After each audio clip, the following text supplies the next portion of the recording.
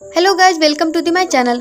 तो आज मैं एक्सप्लेन करने जा रही हूँ आर्ट इन लव ड्रामा को, जो कि आपको पसंद आने वाली है। तो चलिए बिना देर किए ड्रामा को स्टार्ट करते हैं। एपिसोड की स्टार्टिंग में हम अपनी ड्रामा की फीमेल लीड को देखते हैं, जिसका नाम लिन चेनी है, जो कि आर्ट चैरिटी ऑक्शन में जा रही होती है, लेकिन अपना इन्विटेशन कार्ड छोड़ देती है, जो कि हमारी ड्रामा के मेल लीड को मिल जाता है, जिसका नाम ताओ यूफेई है। अब चेनी अंदर जाने से पहले अपना इन्विटेशन कार्ड ढूंढने लगती है कि तभी यूफेई उसके सामने आता है, जिसे देखकर चेनी कहती है कि ये वही पर्सन है जो कि कभी उसका क्रश था, लेकिन अभी के लिए वो उसका सबसे बड़ा दुश्मन है। अब यूफेई उसका इनविटेशन कार्ड दिखाकर पूछता है कि क्या वो उसे ढूंढ रही है। तो चेनी उसे लेने के लिए जाती है, लेकिन यूफेई अंदर चला जाता है और उसके सामने ही उसका इनविटेशन कार्ड फाड़ देता है। तो अब हमारी स्टोरी 7 साल बैक जाती है, जहाँ हम एक लड़की को रेलिंग पर देखते हैं, जो कि यूफेई को लाइक करती थी, इसीलिए वो सुसाइड करने के लिए जा रही होती है। और तभी वहाँ पर यूफेई आता है और उसे समझाने लगता है, लेकिन वो इतनी ज्यादा नर्वस होती है कि वो नीचे गिरने लगती है। तो यूफेई उसे संभालता है और ऊपर खींचता है, जो देखकर नीचे जितने भी लोग देख रहे होते हैं वो काफी ज्यादा इम्प्रेस होते हैं। अब ये सब कुछ चेनी अपनी फ्रेंड लियू केसान के साथ देख रही होती है, और जब यूफेई नीचे आता है तो चेनी उसके पास जाकर कहती है कि उसका नाम लिन चेनी है और वो आर्ट में फर्स्ट ईयर की स्टूडेंट है।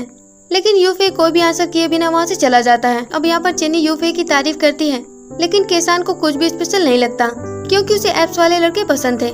नेक्स्ट सीन में हम बास्केटबॉल कंपटीशन देखते हैं, जहाँ पर एक टीम हार रही होती है, लेकिन इसमें एक प्लेयर होता है जिसका नाम जियाई होता है। वो अच्छा प्ले करके अपनी टीम को जिता देता है। अब यहाँ पर हम चेनी और किसान को भी देखते हैं, जहाँ किसान उसे बताती है कि वो प्लेयर नंबर 11 को लाइक करती है। तो अब चेनी उसकी हेल्प करने जाती है, लेकिन वो यहाँ पर 11 बोलने के बजाय 21 बोल देती है, क्योंकि उसे सुनने में कुछ गलतफहमी हुई थी, और ये 21 नंबर कोई और नहीं बल्कि जियाई होता है। अब किसान तो वहाँ से चली जाती है, जबकि जियाओ चेनी के पास आते हैं। तो चेनी उसे कहती है कि वो उसे लाइक नहीं करती। ये कहकर वो चली जाती है, लेकिन जियाओ को चेनी पसंद आ गई थी। नेक्स्ट सीन में हम क्लासरूम का सीन देखते हैं, जहाँ पर टीचर डोंग यानमी आती हैं, जो कि सारे स्टूडेंट को उनके काम के अनुसार स्कोर देने वाली थी, और वो यहाँ पर सभी को अपने प्राइवेट पार्ट को ड्रा करने का टास्क देती हैं, जिसके लिए सभी कर्टन के पीछे जा रहे होते हैं। अब यहाँ पर यूफेई भी कर्टन के पीछे जा रहा होता है, लेकिन चेनी ने कुछ भी नहीं सुना था, इसीलिए वो यूफेई के पीछे जाती है और उसके पॉकेट में एक लेटर डाल देती है। अब क्योंकि वो अपना टास्क पूरा नहीं करती, इसी वजह से उसके स्कोर कम हो जाते हैं। और यहाँ पर यूफेई जब लेटर को देखता है तो वो उसे पढ़ने की बजाय टीचर को देते हुए कहता है कि उसे नहीं पता कि यहाँ पर कैसे आया, जिसके बाद यान में सभी को एक दूसरे का फेस बनाने के लिए कहती है। तो चेनी यूफेई की पार्टनर बनने के लिए कहती है, जिसके लिए यूफेई मना कर देता है। इस पर यान में कहती है कि अगर वो ऐसा नहीं करता है तो उसके स्कोर कट जाएंगे। तो अब यूफेई को भी मानना ही पड़ता है, और वो चेनी के बालों को ठीक करके उसका स्केच जल्दी बनाकर दे देता है, जो कि काफी खूबसूरत होता है। ये देखकर टीचर इम्प्रेस होती है और उसके बाकी के सारे पेंटिंग दिखाने के लिए कहती है, जबकि चेनी यूफेई से उसकी पेंटिंग लेने के लिए कहती है। तो यूफेई उसे देकर जाने लगता है। अब क्योंकि चेनी अपना स्कोर गंवाना नहीं चाहती थी, इसीलिए वो अपना होमवर्क पूरा करने के लिए उसके स्टूडियो पहुंच जाती है। अब यहाँ पर यूफेई का स्टूडियो काफी ज्यादा मेसी होता है, लेकिन फिर भी वो किसी तरह से बैठकर उसका स्केच बनाने के लिए जाती है, लेकिन यूफेई तो उसे बाहर निकाल देता है। तो चेनी उसे कहती है कि वो उसका स्केच बनाने के बदले उसके स्टूडियो को क्लीन कर देगी। तो वो उसके स्टूडियो को क्लीन कर देती है और स्केच बनाने के लिए जाती है, लेकिन यूफेई अपना सामान लेकर वहाँ से चला जाता है, जिससे चेनी को गुस्सा आता है, और वो यहाँ पर यूफेई के बॉक्स को देखती है, जिसमें उसके बहुत सारे स्केच पड़े होते हैं। अब इसका ख्याल आता है यूफेई वापस लेने के लिए आता है, लेकिन चेनी उसे कहती है कि अगर वो उसे उसका स्केच बनाने नहीं देगा तो वो उसके स्केच को फाड़ देगी। तो अब यूफेई को मानना पड़ता है और वो उसे स्केच बनाने के लिए 3 घंटे देता है। इसके बाद वो उसकी ड्राइंग देखता है, जो कि असल में कॉमिक होती है, और उसे देखकर वो उसे कहता है कि उसकी लाइंस काफी टेढ़ी है, इसीलिए यूफेई उसे 2 सीधी लाइंस बनाने के लिए कहता है। जिसके बाद वो चेन्नई से एक पेंसिल मंगाता है, और जब वो पेंसिल लेने के लिए जाती है तो यूफेई अपना स्केच लेकर वहाँ से चला जाता है, और वो डोर पर अपना आईडी चिपका देता है और उसे देखकर उसका स्केच बनाने के लिए कहता है। अब चेन्नई घर आती है तो उसके डैड उसकी स्केच देखकर काफी ज्यादा तारीफ करते हैं। तो चेन्नई बताती है कि असल में ये उसका नहीं है, ये तो उसके सीनियर का है। तो उसके डैड उसे अप्रिशिएट करते हुए कहते हैं कि उसका स्केच भी जल्दी अच्छा हो जाएगा, और वो चाहे जैसा भी बनाए, अगर वो खुश है तो उन्हें कोई प्रॉब्लम नहीं है। नेक्स्ट हम क्लास का सीन देखते हैं, जहाँ यानमई सभी को 2 आर्टिस्ट के बारे में बताती है, जो कि पूरे साल के लिए 2.5 मीटर के रस्सी से बने हुए थे। तो यही इनका अगला टास्क होता है। अब यहाँ पर यूफेई का नाम चेनी के साथ आ जाता है, जिससे चेनी काफी ज्यादा खुश होती है, लेकिन यूफेई मना कर देता है। इस पर यानमई उसे कहती है कि अगर वो ऐसा नहीं करता है तो उसके पॉइंट कम हो जाएंगे और वो फेल भी हो सकता है। और तभी बास्केटबॉल प्लेयर चेनी का नाम बुलाते हुए आई लव यू सॉन्ग गाने लगते हैं, जिससे चेनी परेशान होती है और जाओ के पास जाकर उसे समझाने की कोशिश करने लगती है, लेकिन जियाओ तो उसकी बात मानता ही नहीं। और तभी वहाँ पर यूफेई आता है, जो कि जियाओ को रोकने की कोशिश करता है। इस पर जियाओ से कहता है कि अगर वो लड़ना चाहता है तो वो लड़ सकता है, तो तभी चेनी बीच में आकर कहती है कि अगर वास्तव में उसे लड़ाई करनी है तो वो उसे कर सकता है, जिसके लिए जियाओ मना कर देता है। तो अब जियाओ के जाने के बाद चेनी यूफे को सारा बात बताती है। इस पर यूफे उसे कहता है कि एक बार उनका काम खत्म हो जाए उसके बाद वो उसे डील कर ले। इस पर चेनी खुश होकर कहती है कि इसका मतलब अब वो दोनों पार्टनर हैं। तो यूफे कहता है कि उसे कोई फर्क नहीं पड़ता, वो तो डॉग का पार्टनर भी हो सकता है। नेक्स्ट सीन में केसान चेनी के पास जाकर उस दिन भागने के लिए माफी मांगती है। तो चेनी कंफर्म करने के लिए 2 नोट पर उन दोनों का नाम लिखवाती है, एक जियाओ का और एक उसका जिसे वो लाइक करती है। तो वो दोनों नोट लेकर लॉकर रूम में जाते हैं और उन्हें वहाँ पर चिपका देते हैं। अब वो दोनों वहाँ से जाने वाले होते हैं कि तभी उन्हें बॉयज की आवाज सुनाई देती है, जो कि चेनी और उसके फ्रेंड के बारे में बात कर रहे थे। अब यहाँ पर केसान का क्रश उसकी बुराई करने लगता है, तो जिया उसे मारने के लिए जा रहा होता है। वहीं चेनी को भी गुस्सा आता है, इसीलिए वो उनके पास जाती है, लेकिन फिर उन्हें इस हालत में देखकर अपना सर घुमा लेती है।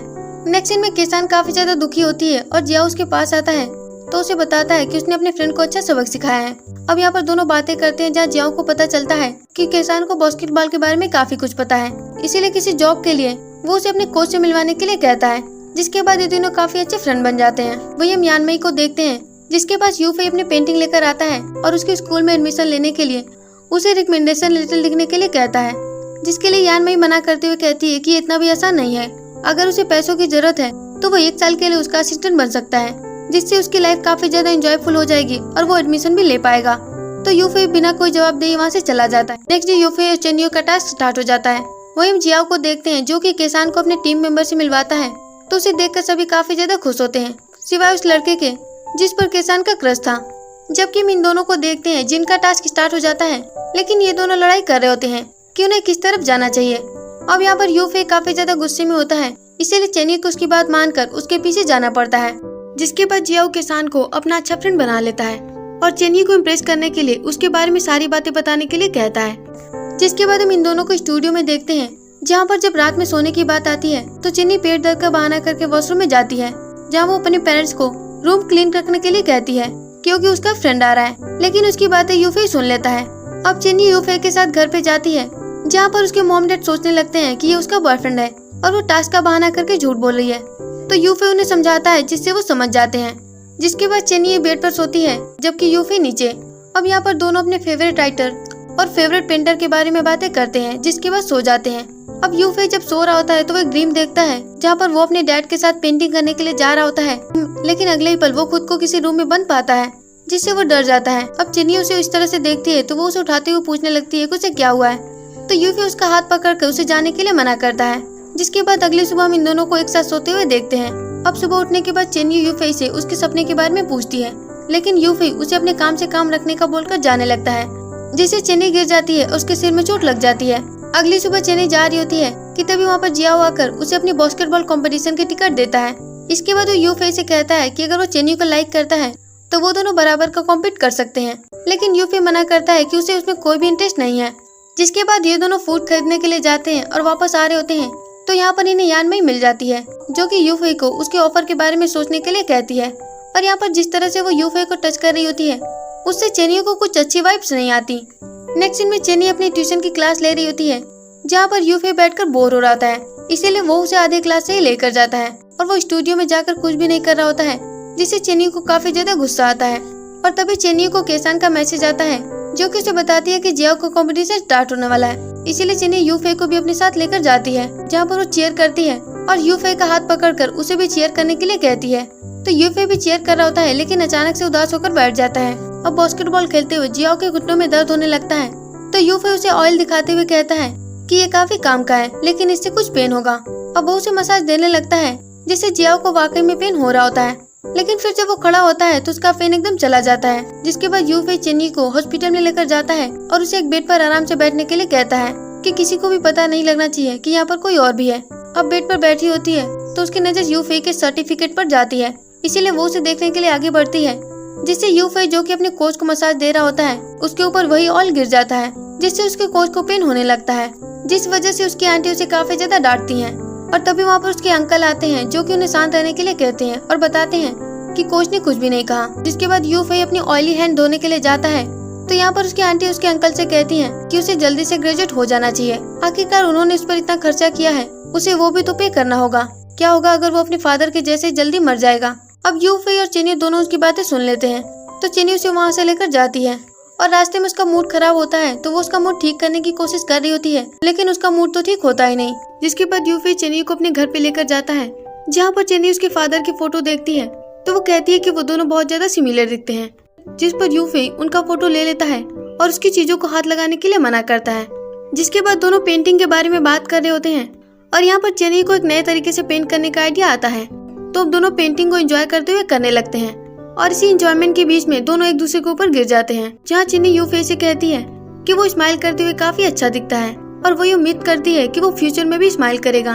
और तभी वहाँ पर यूफी की सिस्टर जोंगियो आती है तो दोनों दूर हट जाते हैं। यहाँ पर यूफी जोंगियो को बताता है कि ये उसकी जूनियर है और वो दोनों टास्क को पूरा कर रहे हैं। जिसके बाद जोंगियो यूफी को एक गेट टुगेदर अटेंड करने के लिए कहती है, क्योंकि वहाँ बहुत सारे पेंटर आने वाले थे जो कि उसके लिए काफी फायदेमंद साबित होंगे। अब यूफी इसके लिए मना कर रहा होता है तो चीनी उसे वहाँ जाने के लिए समझाती है। अब फाइनली गेट टुगेदर में दोनों जाते हैं जो कि एक बार में होता है, जो देखकर चीनी उसे कहती है कि वो पहले कभी बार में नहीं आई। तो यूफी उसे गुस्से से देखता है। इस पर चीनी इशारे से मुंह बंद रखने के लिए कहती है और इसी के साथ हमारा एपिसोड खत्म हो जाता है। देन गाइज, अगर आप लोगों को मेरी एक्सप्लेनेशन पसंद आई हो तो वीडियो को लाइक करके चैनल को सब्सक्राइब जरूर कर दीजिएगा। फिर मिलेंगे आपको नए पार्ट के साथ, तब तक के लिए बाय बाय, टेक केयर।